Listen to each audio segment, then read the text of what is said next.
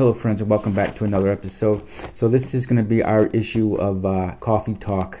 Mike Myers' character on Saturday Night Live in the early 90s, right? Linda Richmond was a New York Jewish woman, right, who held a talk show. It was called Coffee Talk.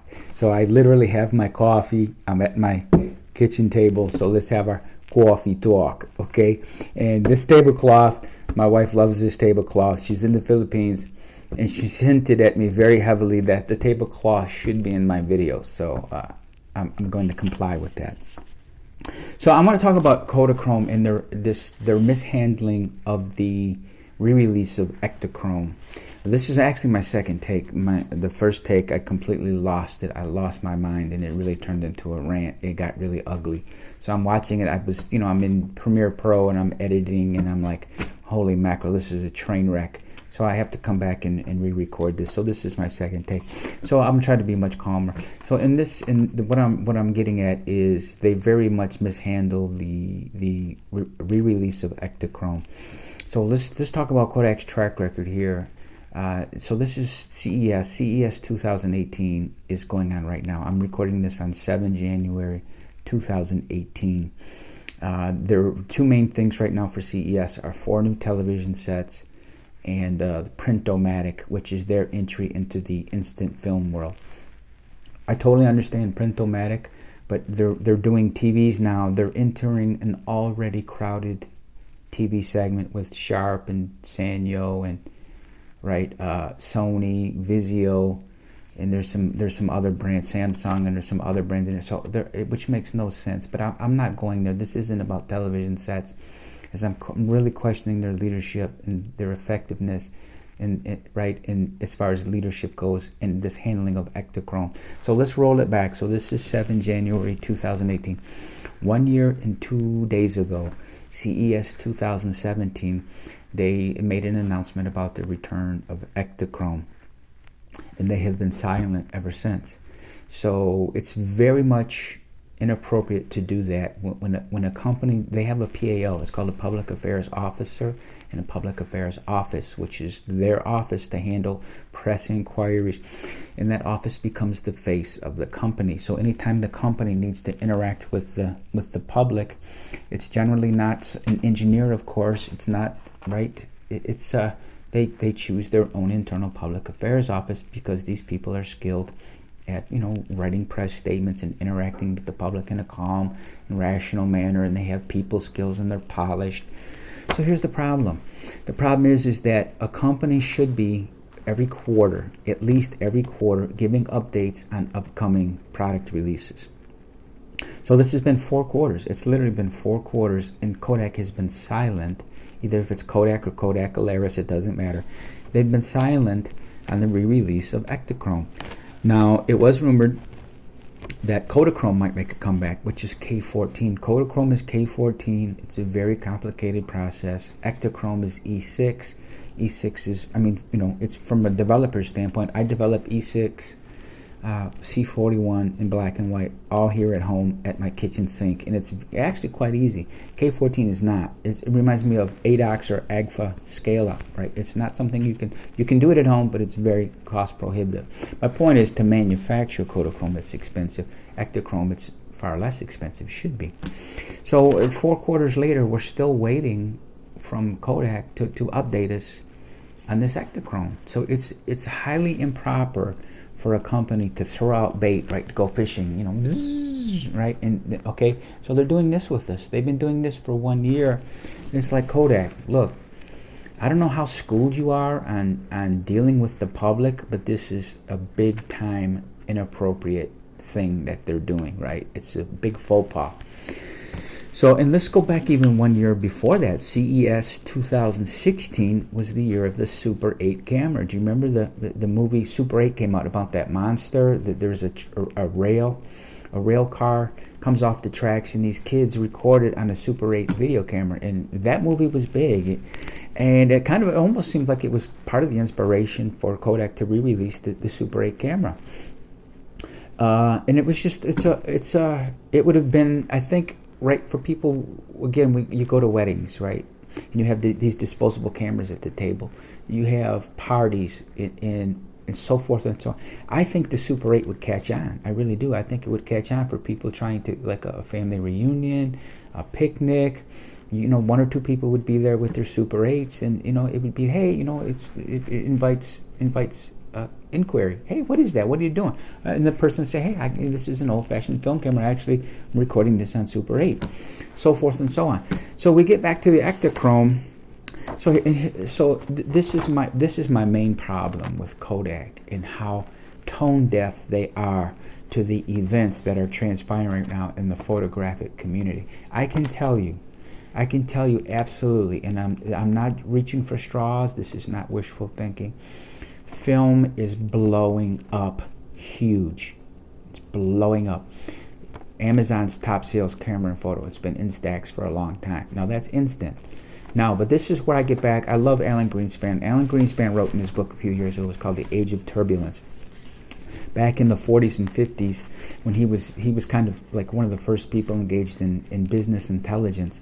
So what the government wouldn't release any numbers for secrecy on aircraft production, but what he did is he dug into aluminum sales. So he was able to extrapolate from aluminum sales the number of airplanes that were being built.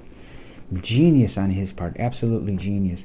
And that's when I realized, again, because I'm a career soldier, and I have a working functionality of intelligence. I'm not an intel officer. I'm a military police officer, but I do have a knowledge of the value of intelligence. Now, the thing is you don't rely on published intelligence. The real intelligence, the most valuable form of intelligence, is anecdotal intelligence, and it's empirical. That's something you've witnessed with your own eyes. You've dug yourself, crunched the numbers, and you can see trends. You start to see trends developing. That is the most valuable intelligence of all. Now, that's Alan Greenspan employed that in the 1940s and 1950s. So I'm trying to build a road to my claim is how film is coming back.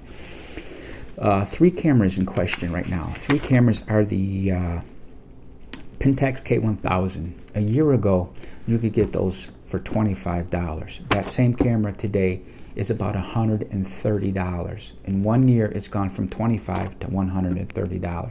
The Canonet QL, I have the Pentax. I also have the Canonet QL17 G3. It's a little rangefinder. It's a very compact rangefinder. It's a wonderful camera. 2 years ago, that camera was $25. A year ago, it had risen from $25 to $125. That's when I picked it up. I picked it up at $125. Now, a year later, that same camera is $200. It's gone from $25 to $125 to $200 in a span of 2 years. Now, so you can ask yourself, and there's one other one. It was my Nikon FM2 I bought new in 1993. At the height of the digital craze, 2007, 2008, when digital was really king, people were just abandoning film cameras. You could find them all day on eBay for nothing. My FM2, for giggles, I looked this up in about 2007, 2008 on eBay. It was going for $50 in mint condition, a Nikon FM2N. That camera today is well over $550. So it's gone from $50 to over $550. And you could say that across the board with all film cameras. They're now experiencing a boom. They're experiencing a renaissance. So here's the 2 things. Now we get back to business intelligence. Are people buying these cameras for display only, for like conversation starters? So this is where this is critical, where the film companies have to get accurate intel on film sales. So the first school of thought is, yes, they're buying them for nothing but conversation pieces. They're buying these film cameras, they're putting them on a shelf, but that doesn't necessarily lead to film sales. It's a dust collector. It's sitting on a shelf, and it's a presentation piece. The second school is film truly is making a comeback because of the instant film. And I believe school of thought number 2 is in play, was that people have now wetted their whistle on instant film. They like it. They say, hey, this is pretty cool. I want to pursue this further. But they know it's not serious photography. Instant film is not serious photography. It's blurry. The colors sometimes are not right. I mean, it's okay. It's fun, but it's not serious photography. And therefore, the people say, I really want to venture into this more. I want to get a better grasp of this and approach it more seriously. And they're the ones reaching out on eBay and picking up these Pentax K1000, FE2s, Canon A1s, the Canonet QL17s, so forth and so on. They're all these different. All these different film cameras. They're being picked up either for conversation pieces, static display on the shelf, or they're real shooters. And I believe they're real shooters. And here's why I believe they're real shooters. If you look at Film Photography Project on the web and also Freestyle Photo, the number of offerings is through the roof. I believe, I have been shooting film since the 1970s, but seriously, very seriously, since 1993. The number of offerings now in film, it's better than it was during the 1970s. There are far more many films available now, better films, a wider selection. And back then you sent all your film to a lab. It was basically unheard of for people, especially color. Nobody processed color at home. If you process, there were very few people processing at home, and it was black and white. I today am processing my E6 slide film, I'm processing a C41 color film, and I'm processing black and white all here in my apartment at my kitchen sink. That's something that was not done in the 1960s and 1970s, but it's being done today. So the chances for a resurgence in film are far better than they've ever been before. Far better. Even though the number of camera sales, the number of new cameras, there was recently an announcement of a reflex camera. It's going to be a new 35 millimeter film body. But film is healthier. Film is actually in a better state now than it was in the 1960s and 1970s, with the number of offerings and the ability to save money, do it at home, do it yourself. You're doing it far cheaper than what it would be to send out to a lab. So I was trying to paint a broad spectrum picture here with Alan Greenspan and anecdotal intelligence collection and analysis, with the used prices on eBay. They're going through the roof. Cameras are going through the roof. And it's all the indicators, the offerings at Freestyle and Film Photography Practice, all the indicators. Now again, when we get back to intelligence, not one indicator builds a case. It takes multiple indicators to build a case. We have them.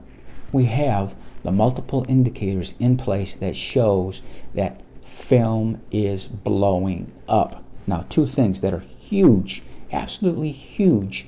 Now, anybody with any sense can see that film is blowing up.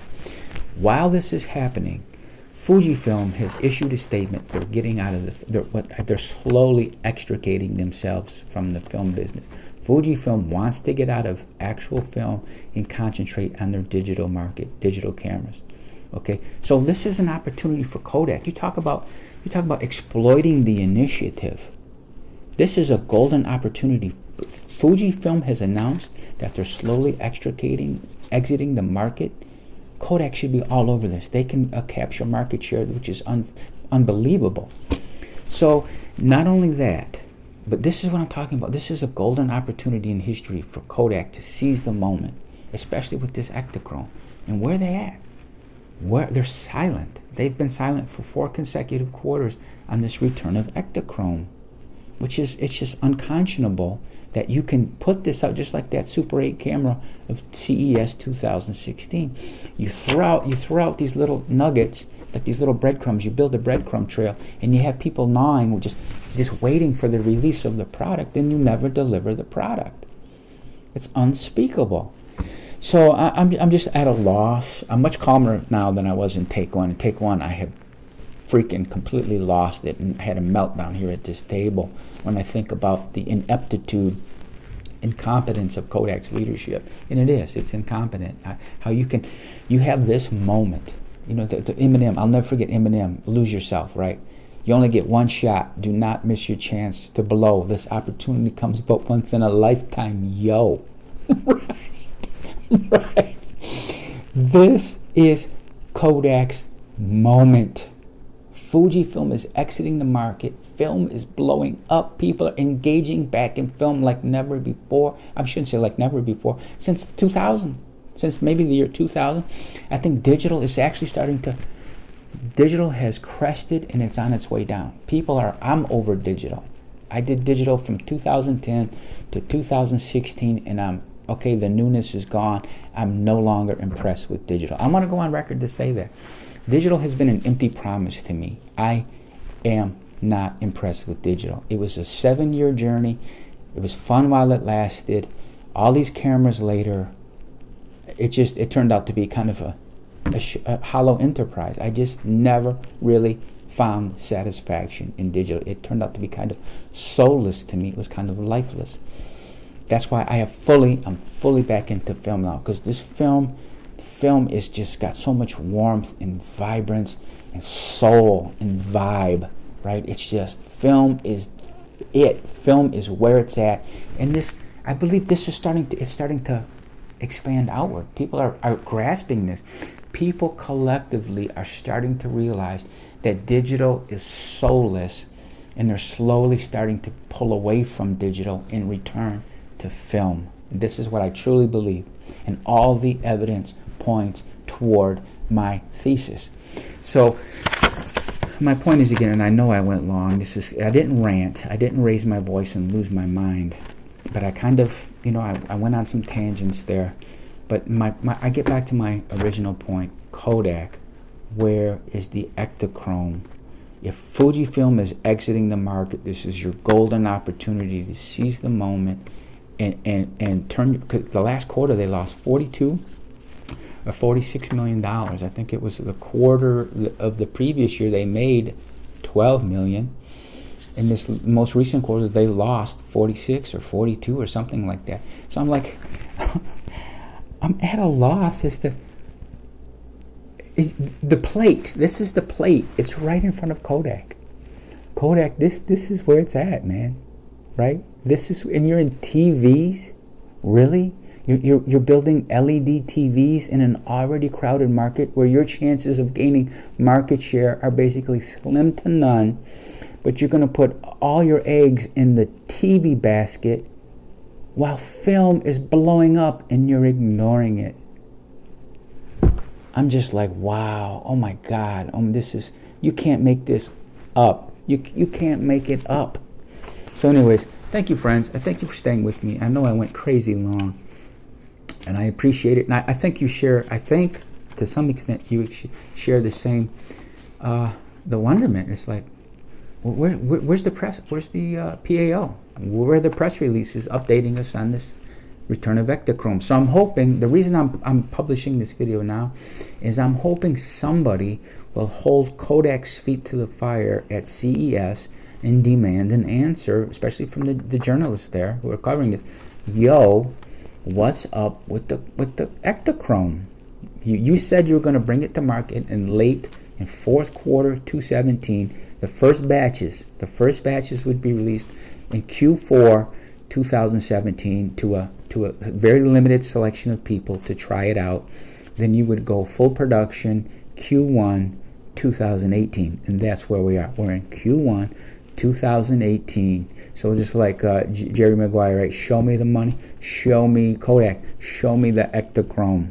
Okay, thank you. Appreciate your patience. Have a wonderful day.